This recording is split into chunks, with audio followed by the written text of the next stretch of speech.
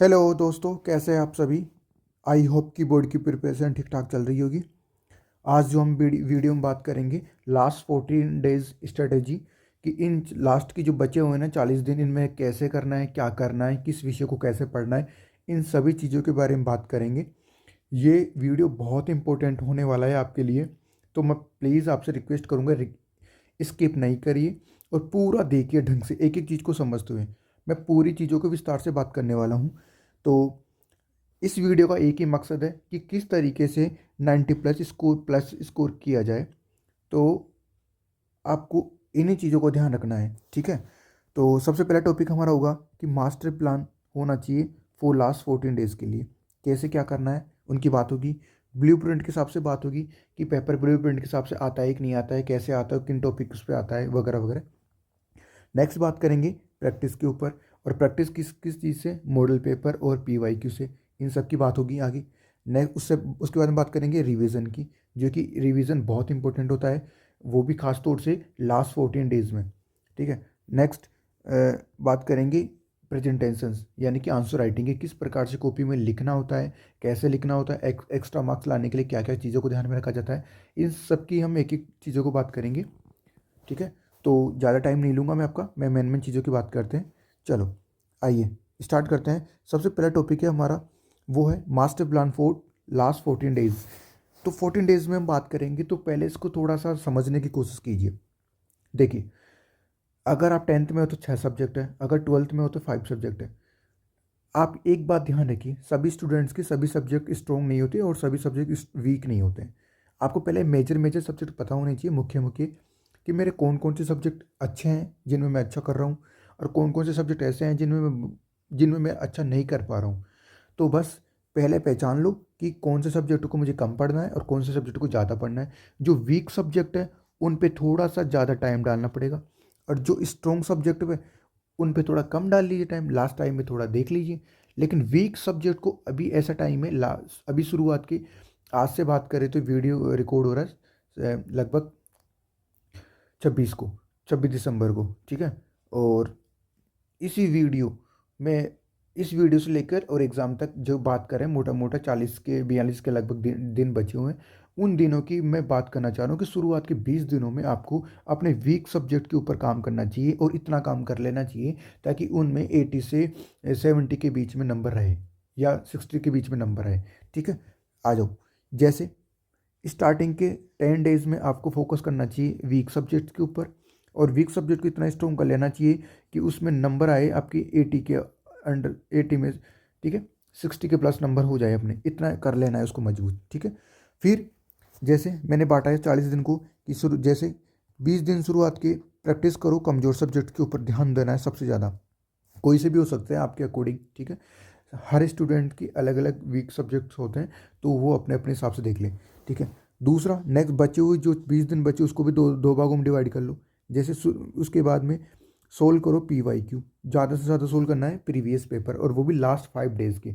Last 5 days के PYQ करना must है, नेसेसरी है, ध्यान रखिए इस बात का। और रिवीजन करो, ठीक है। इस बारे में हम आगे और बात करेंगे विस्तार से। और लास्ट जो डेज बचे हैं उसमें आपको ज़्यादा से ज़्यादा रिवाइज करना है, और कुछ भी नहीं करना है, ज़्यादा से ज़्यादा मल्टीपल टाइम रिवाइज करना है, ठीक है। क्या मेरी बात समझ में आ रही।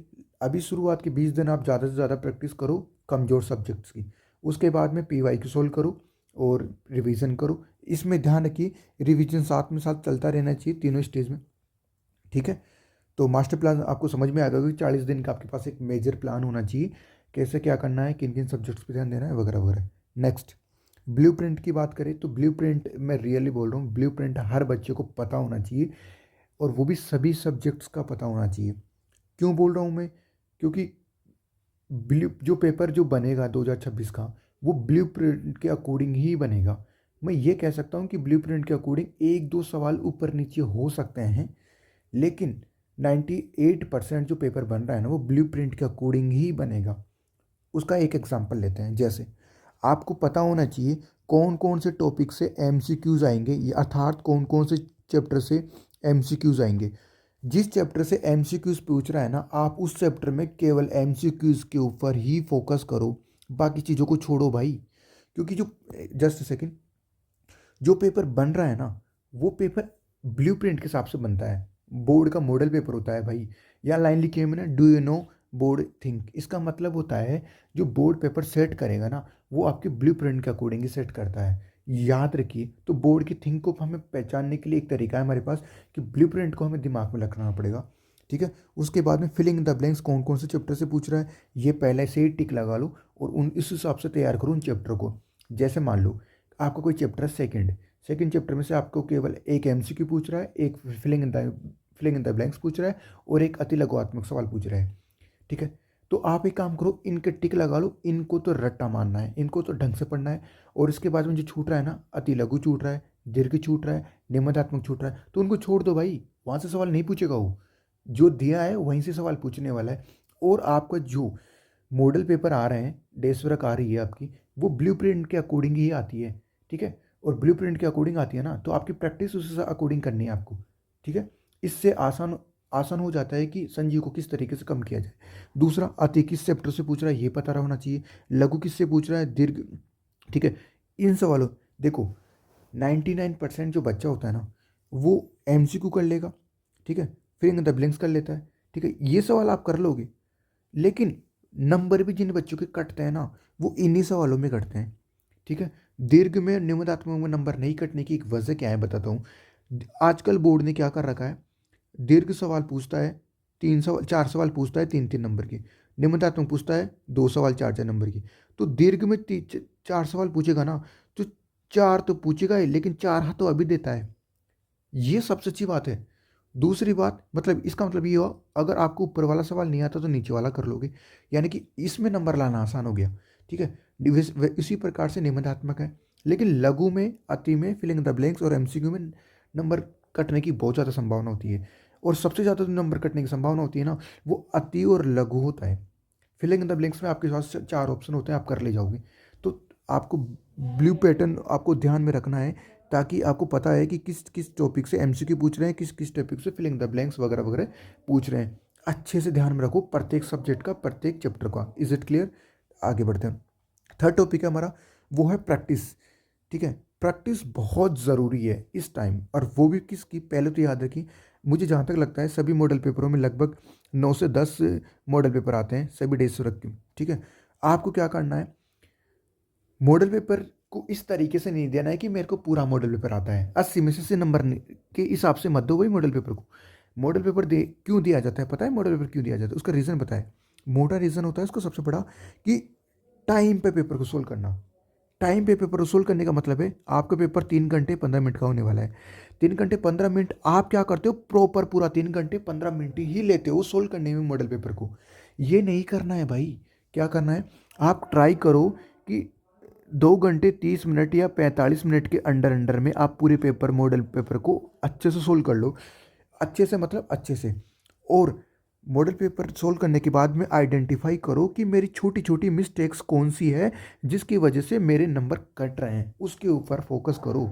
इसके ऊपर फोकस करोगे तब जाके चीज़ें समझ में आएगी। तो पहला है टाइम रिड्यूस करना, मतलब पूरा प्रॉपर टाइम नहीं लेना आपको। मॉडल पेपर से टाइमिंग प्रैक्टिस करनी है कि मैं कम से कम टाइम में पूरे पेपर को अच्छे से सोल्व कर दूं, ताकि बोर्ड में मेरा कोई भी क्वेश्चन या सवाल नहीं छूटे। मैं ये क्यों बोल रहा हूँ, देखो एक भी सवाल छूटा ना, तो ऐसा मान लो सुसाइड बराबर है वो का। क्यों? देखो कोई भी सवाल है, अगर आप 4 नंबर में, आप 4 नंबर के सवाल में आप 3 लाइन भी लिख के आ रहे हो ना, तो भाई बोर्ड चाहे 1 नंबर ही दे, लेकिन देगा तो सही ना, और एक एक नंबर ही आपकी चीज़ों को बढ़ाएगा भाई। कहते हैं ना, बूंद बूंद से भरा घड़ा, ये वाला सिस्टम है। तो भाई याद रखिए, सबसे इंपॉर्टेंट है टाइम पर पेपर सोल्व करना और अपनी छोटी छोटी गलतियों को पर काम करना। नेक्स्ट, ये तो है मॉडल पेपर प्रैक्टिस। साथ में एक जो मेजर प्रैक्टिस करनी है वो है पीवाईक्यू प्रैक्टिस। पीवाईक्यू प्रैक्टिस में ध्यान रखिए, आपको प्रॉपर 3 घंटे बैठना है, 2.5 घंटे बैठना है, और पूरे पेपर को, लास्ट 5 साल के पेपरों को सोल्व करना है और आइडेंटिफाई करना है उनकी टॉपिक्स, उनकी थीम, जहाँ से अच्छे स्कोर्स के टॉपिक बन रहे हैं। ठीक है भाई, जहाँ से हर बार 20 नंबर का, 6 नंबर का, 7 नंबर के सवाल बन रहे हैं ना, उन टॉपिकों को छोड़ के मत जाना, उनको अच्छे से करके जाना। तो आपको मॉडल पेपर की प्रैक्टिस भी करनी है और पीवाई की प्रैक्टिस भी करनी है। मैं फिर कह रहा हूँ, मेरी लास्ट बात है, ध्यान रखिए, वो क्या है, मॉडल पेपर की प्रैक्टिस भले ही मत करना, लेकिन पीवाई की प्रैक्टिस करके जाना है, और वो भी last 5 days, last 5 year sorry. ठीक है, तो लगभग लगभग आपके 5 सालों के ये पेपर और 9 मॉडल पेपर प्रत्येक सब्जेक्ट की, वो तो लगभग लगभग 14 पेपर हो गए। ढंग से करके जाना, ठीक है। नेक्स्ट हो गई प्रैक्टिस की बात, होगी नेक्स्ट रिवीजन। रिवीजन की बात करें तो ध्यान रखिए, रिवीजन किसी भी क्लास का या किसी भी बोर्ड का या किसी भी कंपटीशन का क्या होता है, एक चाबी होती है, की होती है जो आपको सक्सेस दिलाएगी। ध्यान रखिए, मस्ट है, रिवीजन करना बहुत ज़रूरी है। रिवीजन क्या है, डेली आप पढ़ रहे हो, अच्छी बात है, पढ़ो अच्छे से, लेकिन डेली आपको 3 से 4 घंटे रिवीजन के लिए निकालना पड़ेगा आपकी पढ़ाई में। जितनी बार रिवीजन करोगे वो टॉपिक उतने ही अच्छे से क्लियर होगा, टॉपिक अच्छे से क्लियर होगा, बोर्ड में उतने ही अच्छे से वो याद आएगा, आप रिकॉल कर पाओगे। रिवीजन का एक छोटा सा मैं तरीका बता दूंगा, ठीक है। अभी आप रिवीजन करके और लास्ट ईयर पेपरों को सोल्व करो, पीवाईक्यू को सोल्व करो, जिससे पता चल जाएगा कि आपके कौन कौन से वीक एरिया हैं जिनके जिनके ऊपर आपको अभी काम करना बाकी है। अभी रिवीजन की टेक्निक क्या है, देखो, कुछ फॉर्मूलाज याद करना हो, कुछ की पॉइंट याद करना हो, या कुछ पॉइंट याद करना हो, एक रफ कॉपी का खाली पेज लो और उस चैप्टर से संबंधित मुख्य मुख्य पॉइंटों को याद करने की कोशिश करो बिना देखे। अगर याद करके उस पेपर पर लिखने की कोशिश करो खाली पेज के ऊपर, जिससे कि आपको चीज़ें याद आएगी, आप समझ जाना, जैसे जैसे जैसे वो चीज़ें याद आ रही है उस पेज पे आप लिख पा रहे हो, तो आप समझ जाना कि आपकी रिवीजन अच्छा है, एक्टिव रिकॉलिंग अच्छी हो रही है, ठीक है। एक्टिव रिकॉलिंग का मतलब सीधा सीधा यही होता है कि बिना देखे चीज़ों को याद करने का दिमाग में, कि हम उस चीज़ के बारे में कितना जान पा रहे हैं, ठीक है। अक्सर मैं क्लास में एक्टिव रिकॉलिंग कराने की बहुत ज़्यादा ट्राई करता हूँ कि बच्चे एक्टिव रिकॉलिंग करना सीखें, क्योंकि ये बहुत ज़रूरी है। नेक्स्ट लास्ट वी है presentation, very very important. Presentation को ही दूसरी लैंग्वेज में आंसर राइटिंग बोलते हैं। आंसर राइटिंग कैसे, आंसर राइटिंग का मतलब है कि आपको पता होना चाहिए कौन से टाइम में पॉइंट बनाना है, आपको पता होना चाहिए कौन से टाइम में और किन शब्दों को अंडरलाइन करना है। याद रखिए, आपको पता होना चाहिए कौन से टाइम में कौन से पर्सन में डायग्राम बनेगा। ध्यान रखिए अच्छे से, ठीक है। ये चीज़ें अगर आपको ध्यान है ना, ऑलरेडी क्लास में सिखाई जाती है, ये चीज़ें ध्यान है ना, तो कोई भी नहीं है जो आपके नंबर काट लेगा, ठीक है। क्यों, क्योंकि पॉइंट, जितना अच्छे से आप पॉइंट बनाकर और उसको अंडरलाइन करोगे उतना ही वो अच्छा दिखेगा, सिंपल दिखेगा, ठीक है। और दूसरी बात, अगर आप 3 लाइन का 4 लाइन का पैराग्राफ लिख रहे हो, तो उनमें से आप मुख्य मुख्य जो भी आपको लगते हैं उन शब्दों को आप क्या करो, अंडरलाइन करो। उससे क्या होता है, एग्जामिनर, कभी भी ध्यान रखना, आपको पूरा आंसर नहीं पढ़ पाता है, एग्जामिनर मुख्य मुख्य शब्दों को पढ़ता है। अगर आपने अंडरलाइन कर रखा है ना, तो एग्जामिनर केवल अंडरलाइन शब्दों को ही पढ़ेगा, ठीक है। उससे आपके एग्जामिनर पे क्या होता है, अट्रैक्शन बढ़ता है आंसर के प्रति, कि हाँ बच्चे ने कितना अच्छे से लिखा है। दूसरा, डायग्राम जब बनाओ ना, तो केवल दीर्घ सवालों में और निबंधात्मक सवालों में बनाओगे, ध्यान रखेंगे ये बात अच्छे से, ठीक है। अगर बनाओगे तो छोटे सवालों में डायग्राम मत बनाओ, उसमें कोई स्कोप नहीं होता डायग्राम बनाने का। जितना अच्छे से आप पॉइंट बनाकर लिखोगे, जितना अच्छे से अंडरलाइन करोगे, जितना अच्छे से डायग्राम बनाओगे, उतना ही अच्छे आपके मार्क्स आएंगे। मैं क्लियर कर पा रहा हूँ कि आपकी बात को समझ पा रहे हैं मैं क्या कहना चाह रहा हूँ। तो लास्ट 14 डेज में आप इन सब चीज़ों पर ध्यान देंगे। ये छोटी छोटी चीज़ें हैं जिन पर ध्यान देकर आप 90+ स्कोर आराम से कर सकते हो, आराम से, ठीक है। तो इसका समराइज़ क्या है, एक ही समराइज़ है, प्रैक्टिस, मल्टीपल रिविजन्स और सिली मिस्टेक्स को आइडेंटिफाई करके उनके ऊपर ध्यान देना, ठीक है। ज़्यादा से ज़्यादा रिवाइज करो, ठीक है। और नई नई चीज़ें मत पढ़ो, जो चीज़ें पढ़ी हुई है उनसे ढंग से पढ़ो और प्रैक्टिस करने की कोशिश करो। जो कि जितने ज़्यादा सोल्व आप करोगे ना क्वेश्चन अपने हाथ से, जितना ज़्यादा लिखोगे ना, उतना ही ज़्यादा आपके लिए आसान रहेगा, ठीक है। तो इतना ही कहूँगा मैं।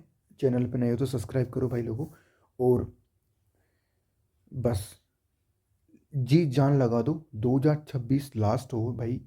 किसी के पास गोल्डन चांस है, कोई 10th में नहीं कर पाया तो 12th उसके लिए लास्ट है, और जी जान लगाओगे ना तब जाके चीज़ें होगी, ठीक है। तो मैं फिर कह रहा हूँ, ढंग से, ये 1 महीना बचा है, अब तक जितना नहीं पढ़ा था, अब तक जितना नहीं रगड़ा था अपने सब्जेक्टों को, उतना रगड़ना शुरू करो, और जितना ढंग से रगड़ सकते हो ना उतना रगड़ो। क्लियर हो गया? तो धन्यवाद, इसी के साथ मिलते हैं नेक्स्ट वीडियो में, तब तक के लिए बाय बाय।